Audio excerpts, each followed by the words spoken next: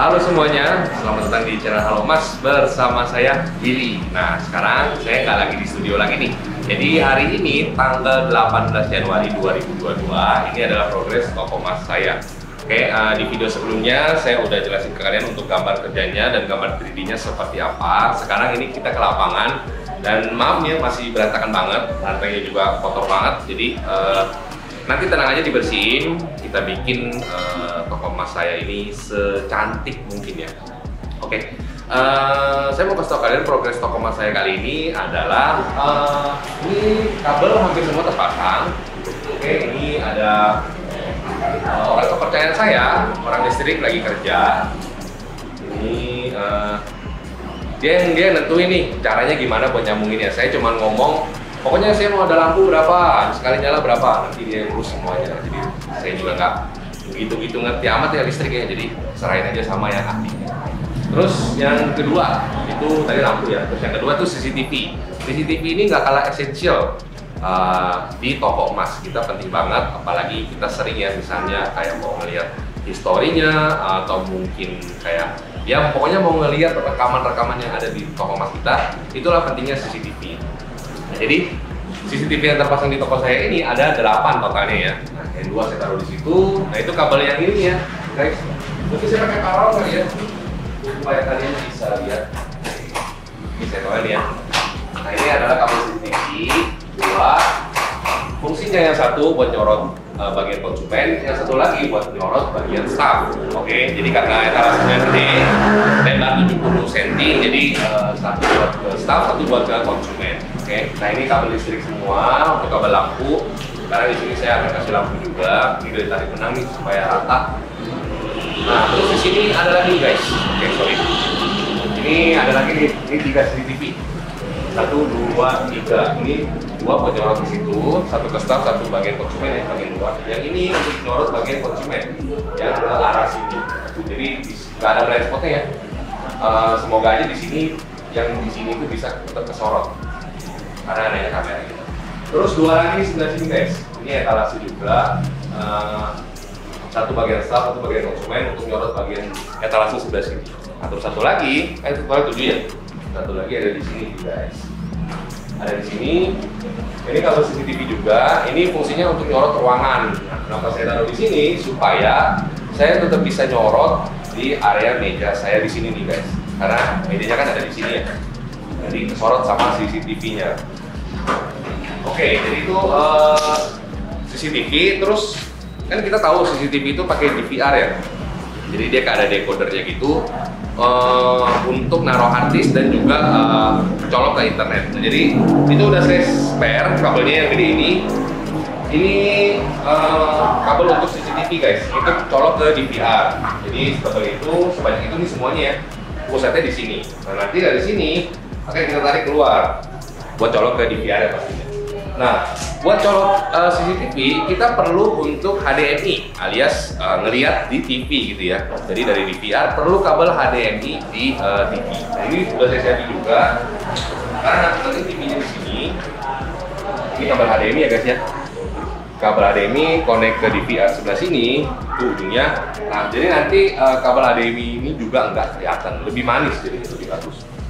Terus ada lagi, bisa lihat lewat handphone, lewat internet. Kita butuh kabel Ethernet dari DVR-nya. Nah, nanti ada kabel Ethernet di sini, dan bisa langsung nyambung ke DVR-nya. Jadi kita nggak perlu ada lihat kabel-kabel yang nggak rapi gitu ya. Jadi dengan cara ini memang maintenance-nya lebih susah karena udah ketutup semua kabelnya. Tapi saya coba pakai material kabel yang berkualitas. Jadi semoga aja pengalaman saya pakai sih awet ya. Mungkin kalau rusak itu kayak digigit tikus, kayak faktor-faktor eksternal yang kayak gitu yang nggak kita duga.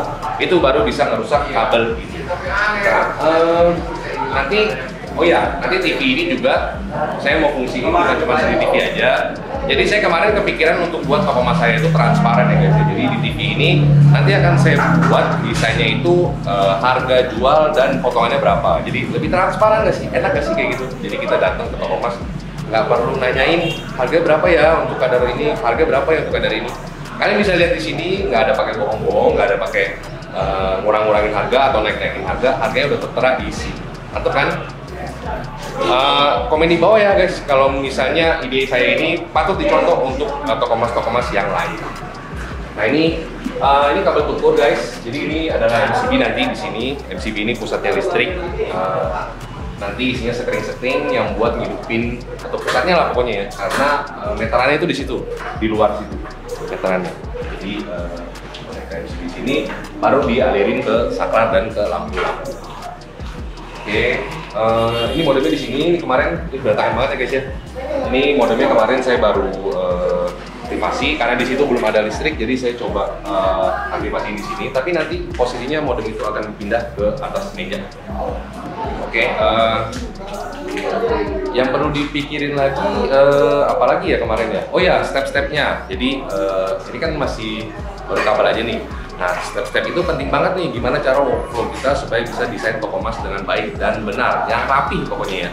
Nah, pertama kabel udah terpasang, kayak kemarin saya bilang, terus habis itu plafon guys, plafon terpasang rapi, kabel-kabel lampu sudah keluar semua, baru keramik kita pasang. Nah, keramik dan plafon itu jangan ketukar ya, supaya nanti kalau misalnya keramik udah rapi dan kita kerjain plafon, kan kadang-kadang ngecat atau apa kan kotor ya, jadi takutnya keramiknya jadi rusak gitu. Nah, sebenarnya ini materi bukan berhubungan dengan emas sih kalau menurut saya, lebih ke kontraktor atau bangunan yang punya ilmu-ilmu ini. Tapi nggak apa-apa saya share ke kalian, mungkin kalian ada minat untuk buka toko emas dan nggak mau bayar mahal kontraktor, jadi bisa pakai ilmu dari sini. Semoga bermanfaat ya video ini. Oke, terus berangkasnya juga nanti akan di sebelah sini guys. Berangkasnya akan di sebelah sini. Hadapnya ke sini berangkasnya ya, jadi ke depan supaya nanti kalau saya buka berangkas itu nggak terlalu mencolok. Dari sini nanti lemarinya itu di sekitar berangkas akan dibikin setelah berangkas dimasukin, jadi supaya nggak repot kali ya. Kalau misalnya lemari udah jadi kan, kalau kulkas mungkin gampang, kalau berangkas kan berat ya. Kemarin saya pesan itu yang beratnya 2 ton itu mungkin kayak manuvernya atau pindah-pindahnya itu agak susah gitu. Kalau misalnya udah ke pasang rapi lemari. Jadi kita pasang berangkasnya dulu. Oke, setelah ini rapi, plafon, dinding dan keramik rapi, berangkas masuk, baru kita bikin lemari yang di atas berangkas, baru masukin meja, kemudian masukin semua peralatan ya, meja yang besar-besar, meja, bangku, terus apa aja deh pokoknya besar-besar, karena setelah nanti kita pasang etalase di sini, oke, etalase dan tralis. Itu space-nya itu kecil banget ya guys ya. Pintu saya itu ukurannya 60 cm, jadi mungkin untuk beberapa barang yang knockdown itu bisa, kayak bangku, roda yang knockdown itu bisa. Tapi kalau misalnya nggak knockdown agak susah ya, karena ngepas banget gitu. Jadi perlu benar-benar dipikirin apa aja hal-hal yang kita butuhin pas di toko emas gitu ya. Nah, jangan sampai nanti pas udah jadi, udah ketutup semua, udah rapi, space-nya sedikit, nanti kita mau masukin bangku gede misalnya, oh nggak muat gitu, jadi sayang gitu kan, karena kita nggak planning dengan baik. Nah, saya lupa nih, tadi ngomong, ini folding gate saya baru ganti, sebenarnya kemarin bukan kayak gini, karena itu folding gate-nya udah tua dan menurut saya cukup usang gitu ya, udah rusak gitu, jadi saya coba ganti yang baru. Dan kalau misalnya ini supaya lebih rapi, folding gate guys, kalian bisa perhatiin deh bawah sini nih. Kalau bawah sini itu kan saya bikin agak tinggi nih ya. Nah, jadi nanti saya pas bikin keramik itu saya mau levelnya sama dengan ini.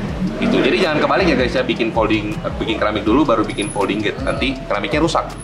Jadi folding gate dulu baru keramik. Terus saya juga ada kemarin tambah kanopi. Terus spanduknya juga saya pesan ke distributor, ada sponsor dari UBS ya, gratis. Jadi belum jadi, mungkin sekitar 3 mingguan lagi baru jadi. Nanti akan kita pasang di kanopinya supaya nggak tampias juga dan supaya orang-orang dari jalan itu bisa lihat merek toko emas saya.